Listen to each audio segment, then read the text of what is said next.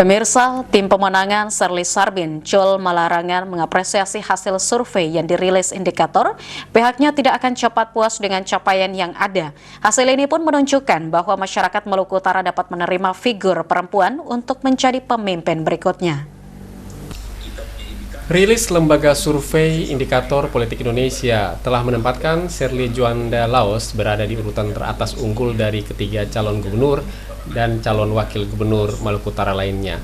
Tim pemenangan Serly Juanda Sarbin Sehe menanggapi hasil survei dengan positif. Jol Malarangan, konsultan politik Serly Juanda Laos mengatakan temuan survei memberikan potret hasil pemilihan gubernur dan wakil gubernur Maluku Utara mendatang. Jika tidak ada kegaduhan, maka dimungkinkan Maluku Utara akan memiliki gubernur perempuan pertama. Penjelasan dari Profesor Dr. Burhanuddin Muhtadi dari lembaga survei yang saya kira kredibel, papan atas di Republik.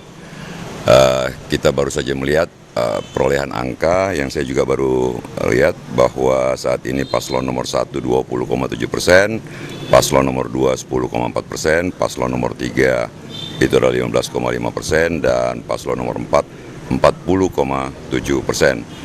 Yang tersisa hanya 12% penduduk yang belum menentukan pilihan atau tidak menjawab.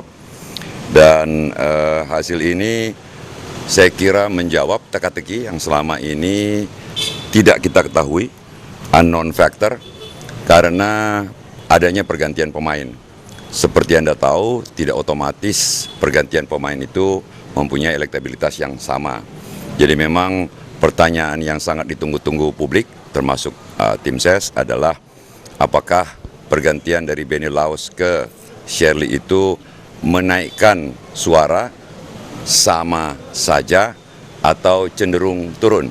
Nah, hari ini secara empirical studies, berdasarkan temuan yang didapat oleh lembaga survei indikator, bahwa bukan saja hasil survei bulan lalu untuk Benny Laos itu sama, tetapi malah meledak naik.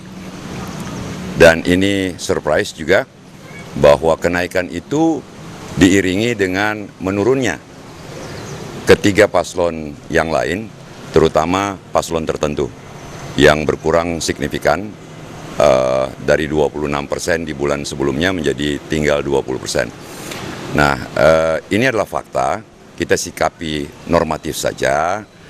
Fakta survei itu adalah potret menangkap tanggal terakhir ke masa lalu.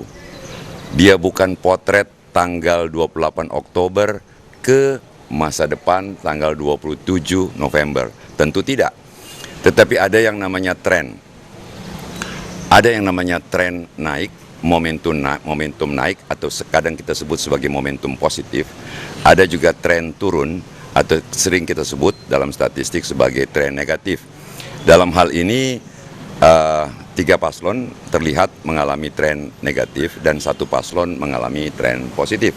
Dan biasanya tren itu bisa dijadikan alat prediksi untuk melihat bagaimana ke depannya. Nah, jadi kalau lihat tren positif, kalau itu bertahan dengan asumsi tidak ada kegaduhan politik yang luar biasa dan sebagainya, maka sebenarnya tren positif itu kita bisa nyatakan bahwa paling besar kemungkinan dalam pemilihan gubernur Maluku Utara kali ini, untuk pertama kalinya sepanjang sejarah, insya Allah, apabila Tuhan Yang Maha Kuasa menghendaki, Maluku Utara akan memiliki gubernur wanita untuk pertama kalinya. Itu yang saya bisa baca dari tren yang baru saja kita lihat tadi, paparan itu. Tentu saja tidak boleh jumawa, tidak boleh berbesar hati kemudian tidak melakukan apa-apa. Masih ada 2 minggu, ya.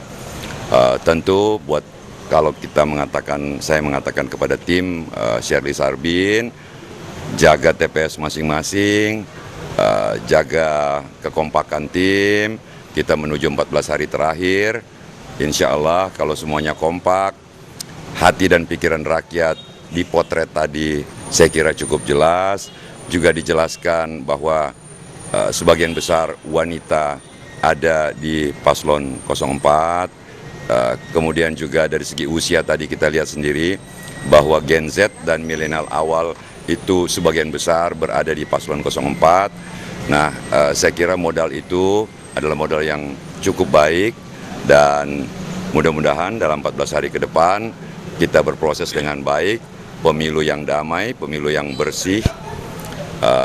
Kemarin juga saya kira Ibu Shirley dengan tegas menyatakan bahwa beliau anti politik uang. Tim Liputan Kamalama TV.